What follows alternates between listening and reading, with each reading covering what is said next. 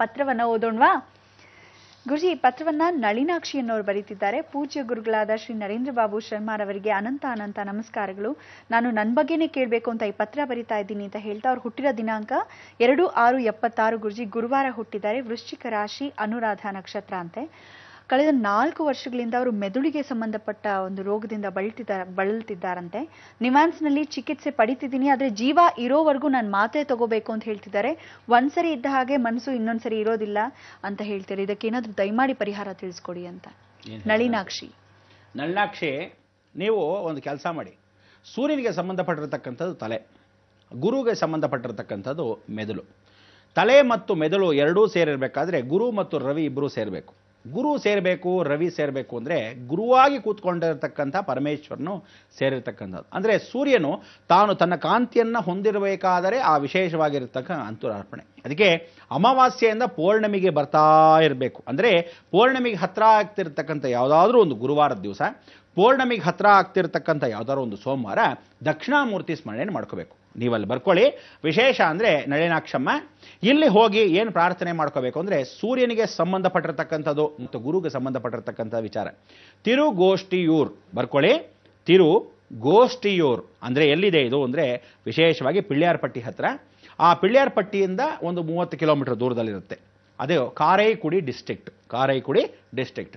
ಈ ಸ್ಥಳದಲ್ಲಿ ಹೋಗಿ ತಿರುಗೋಷ್ಠಿಯೂರು ಅಂದರೆ, ತಿರು ಅಂದರೆ 3, ಗೋಷ್ಠಿಯೂರು ಅಂದರೆ ಬ್ರಹ್ಮ ವಿಷ್ಣು ಮಹೇಶ್ವರರು ಸಂಗಮ ಆಗಿರ್ತಕ್ಕಂಥ ಕ್ಷೇತ್ರ. ವಿಶೇಷವಾಗಿ ಗುರು ಅರ್ಪಣೆ ಅಂದರೆ ಎಲ್ಲ ಗುರುತತ್ವದಲ್ಲಿ ಅವರು 3 ಬ್ರಾಹ್ಮಣರ ವೇಷದಲ್ಲೇ ಬಂದರು, ಬ್ರಹ್ಮ ವಿಷ್ಣು ಮಹೇಶ್ವರರು ಅಂತ ಈ ವಿಶೇಷ. ಇಲ್ಲಿ ತಿರುಗೋಷ್ಠಿಯೂರು ಅಂದರೆ ಅತಳ, ವಿತಳ, ಸತಳ, ಸತಾತಳ ಅಂತ ಹೇಳಿ ಈ ಎಲ್ಲ ಪಾತಾಳ ಲೋಕದಲ್ಲಿರ್ತಕ್ಕಂಥ ವಿಚಾರಗಳನ್ನು ಏನು ಹೇಳಿದ್ದೀವಿ, ಪಾತಾಳ ಲೋಕದಲ್ಲಿ ಮೇಲ್ಭಾಗ ಊರ್ಧ್ವ ಲೋಕ ಹೇಳಿದ್ದೀವಿ, ಮಧ್ಯದಲ್ಲಿರ್ತಕ್ಕಂಥ ಭೂಲೋಕ ಹೇಳಿದ್ದೀವಿ, ಅಂಡ ಪಿಂಡ ಬ್ರಹ್ಮಾಂಡ. ಅಂದರೆ ಈ 3 ಲೋಕಗಳನ್ನು ಅಂಡಪಿಂಡ ಬ್ರಹ್ಮಾಂಡ ಲೋಕಗಳಲ್ಲಿ ಅಡಗಿರ್ತಕ್ಕಂಥದ್ದೇ ದೈವತತ್ವ. ಆ ದಕ್ಷಿಣಾಮೂರ್ತಿ ನೀರಲ್ಲಿ ಕೂತಿದ್ದಾನೆ, ನೀರಲ್ಲಿ ಜಲ, ಒಳಭಾಗದಲ್ಲಿ ಮೆದುಳಲ್ಲಿ ಇರ್ತಕ್ಕಂಥ ನೀರಿನ ಅಂಶ ಹೆಚ್ಚಾದಾಗ ಮಾತ್ರ ಈ ನೋವುಗಳು ಕಾಣಿಸ್ಕೊಳ್ಳೋದು, ನರದೌರ್ಬಲ್ಯ ಬರತಕ್ಕಂಥದ್ದು, ರಕ್ತಚಲನೆ, ವೈಟ್ ಬ್ಲಡ್ ಸೆಲ್ಸು ಇಂಟ್ರಾಕ್ಷನ್ನು ರೆಡ್ ಬ್ಲಡ್ ಸೆಲ್ಸ್ ಆಗದೇ ಇದ್ದ ಪಕ್ಷದಲ್ಲಿ. ಅದಕ್ಕೋಸ್ಕರ ಏನು ಕಮ್ಮಿ ಆಗಿರುತ್ತೆ, ರಾಹುತತ್ವ ರಕ್ತ ಸ್ವರೂಪ ಕಮ್ಮಿ ಆಗಿರುತ್ತೆ. ಈ ದಕ್ಷಿಣಾಮೂರ್ತಿ ಉಗ್ರ ಸ್ವರೂಪದಲ್ಲಿರ್ತಕ್ಕಂಥ ದಕ್ಷಿಣಾಮೂರ್ತಿನಲ್ಲಿ ನೀವು ಪ್ರಾರ್ಥನೆ ಮಾಡ್ಕೋಬೇಕು. ಇಲ್ಲಿ ಪ್ರಾರ್ಥನೆ ಹೇಗೆ ಮಾಡಬೇಕು, ನೀರಲ್ಲಿ ಹೋಗಿ ದಕ್ಷಿಣಾಮೂರ್ತಿಗೆ ಗುರುವಾರದಂದು, ಪೌರ್ಣಮಿಗೆ ಇನ್ನೇನೋ ಹತ್ರ ನಾಳೆ ನಾಡಿದ್ದಾಗೋಗುತ್ತೆ ಅಂದರೆ ಇನ್ನೊಂದು ವಾರದಲ್ಲಿರುತ್ತೆ ಅಂದಾಗ ಆ ಮೊದಲು ಬರ್ತಕ್ಕಂಥ ಗುರುವಾರ, ಆ ಗುರುವಾರದಲ್ಲೇ ಹೋಗ್ಬಿಟ್ಟು ಕಡಲೆಕಾಳು ಹಾರನ್ನು ವಿಶೇಷವಾಗಿ ತಲೆ ಭಾಗ ಅರ್ಚಕರಿಗೆ ಹೇಳಬೇಕು.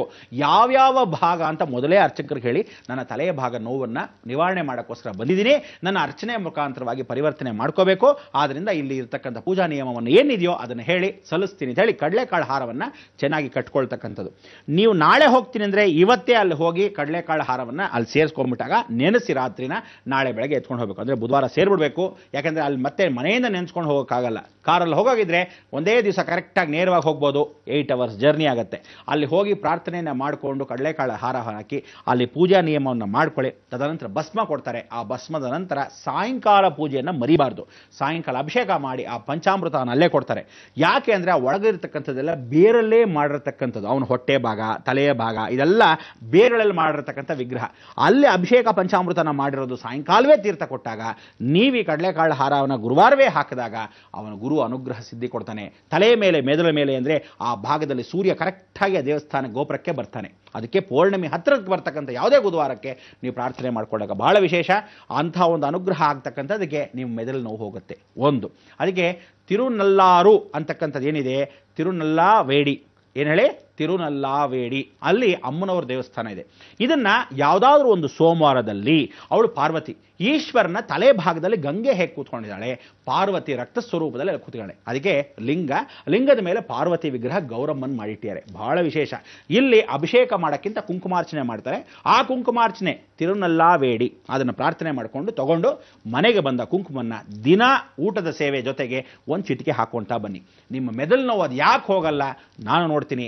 15 ದಿವಸದಲ್ಲಿ ಫಸ್ಟ್ ಕ್ಲಾಸ್ ಆಗಿ ಡಾಕ್ಟ್ರು ಸಾಯೋವರೆಗೂ ಔಷಧಿ ಅಂದ್ರಲ್ಲ, ಅದನ್ನೆಲ್ಲ ಮರ್ತೋಗೋ ಅವಕಾಶವಾಗುತ್ತೆ.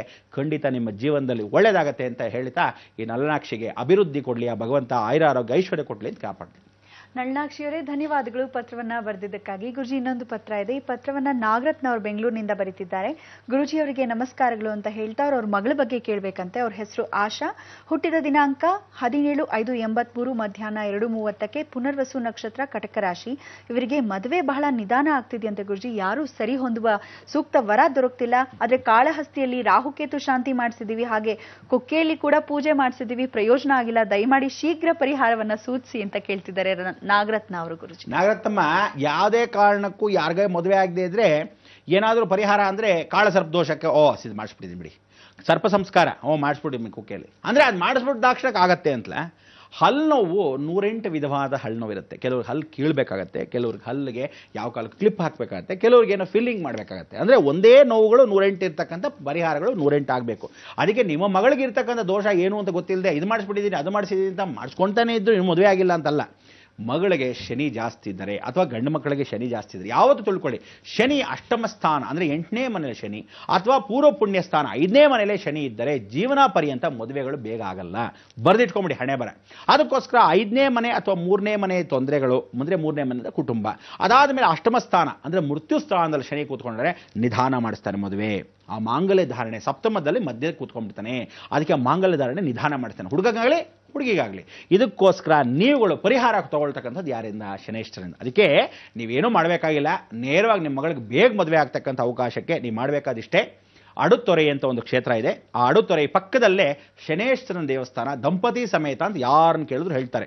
ಅದು ಹಳ್ಳಿಯಲ್ಲ, ವಿಶೇಷ ಅಂದರೆ ಒಂದು ಕಾಡಿನ ಮಧ್ಯಭಾಗದಲ್ಲಿ ಹೋಗುತ್ತೆ. ಅಡುತ್ತೊರೆ ಅನ್ನೋದು ಕುಂಭಕೋಣಂ ಹತ್ರ ಇದೆ. ಅಡುತ್ತೊರೆಯಿಂದ ಒಂದು ಕಾಡಿನ ಭಾಗಕ್ಕೆ ರಸ್ತೆ. ನೀವು ಕೇಳಬೇಕಾದ ಇಷ್ಟೇ, ಶನೇಶ್ವರನ ಮದುವೆ ಆಗಿರತಕ್ಕಂಥ ಕ್ಷೇತ್ರ ಅಂತ. ಅಲ್ಲಿ ಹೋದರೆ ಅವನಿಬ್ಬರು ಹೆಂಡತಿಯ ಸಮೇತ 2 ಮಕ್ಕಳ ಸಮೇತ ಇರ್ತಾನೆ. ಅಂಥ ಒಂದು ಕ್ಷೇತ್ರಕ್ಕೆ ಹೋಗಿ ಪ್ರಾರ್ಥನೆ ಮಾಡಬೇಕು. ಯಾವತ್ತೂ ಶನಿವಾರದಂದೇ ಹೋಗಬೇಕು. ಶನಿವಾರ ಹೋಗಿ ಸ್ಮರಣೆ ಮಾಡಿಕೊಂಡು ನೀವು ಮಾಡಬೇಕಾದಿಷ್ಟೇ, ಪಂಚಾಮೃತ ಅಭಿಷೇಕವನ್ನೇ ಕೇಳಬೇಕು. ಏನು ಕೇಳಬೇಕು? ಪಂಚಾಮೃತ ಅಭಿಷೇಕ. ಅದನ್ನು ಕೇಳಿದ ತಕ್ಷಣ ಪಂಚಾಮೃತ ಅಭಿಷೇಕ ಮಾಡ್ತಾರೆ. ತದನಂತರ ಒಂದು ದಾರವನ್ನು ಕೊಡ್ತಾರೆ. ಆ ದಾರವನ್ನು ಅವಳಿಗೆ ಕಟ್ಟಿಬಿಟ್ಟು ಅಲ್ಲಿ ಪ್ರಾರ್ಥನೆ ಮಾಡಿರ್ತಕ್ಕಂಥ ಅರಿಶಿಣದ ಕೊಂಬಲ್ಲಿ ಕಟ್ಬಿಟ್ಟು ಕೊಡ್ತಾರೆ. ಮನೆಗೆ ಬಂದ ತಕ್ಷಣವೇ ವ್ಯವಸ್ಥಿತವಾಗಿ ಕರೆಕ್ಟಾಗಿ 9 ದಿವಸದೊಳಗೆ ಯಾರಾದರೂ ಗಂಡು ಬಂದು ಮದುವೆ ಮಾಡಿಕೊಂಡು ರೆಡಿ ಅಂದುಬಿಡ್ತಾರೆ. ಅಕಸ್ಮಾತ್ ಬೇಕಾದರೆ ಈಗಲೇ ಮದುವೆ ಮಾಡ್ಕೊಂಡು ಅಂತಾರೆ, ಅಥವಾ ಎಂಗೇಜ್ಮೆಂಟ್ ಮಾಡಿಕೊಂಡು 1 ತಿಂಗಳಿಗೆ ತಳ್ಬೋದು. ಜಾಸ್ತಿ ವಿಳಂಬ ಆಗಲ್ಲ, ಅತಿ ಶೀಘ್ರದಲ್ಲಿ ನಿಮ್ಮ ಮದುವೆ ಮಗಳಿಗೆ ಆಗತ್ತೆ.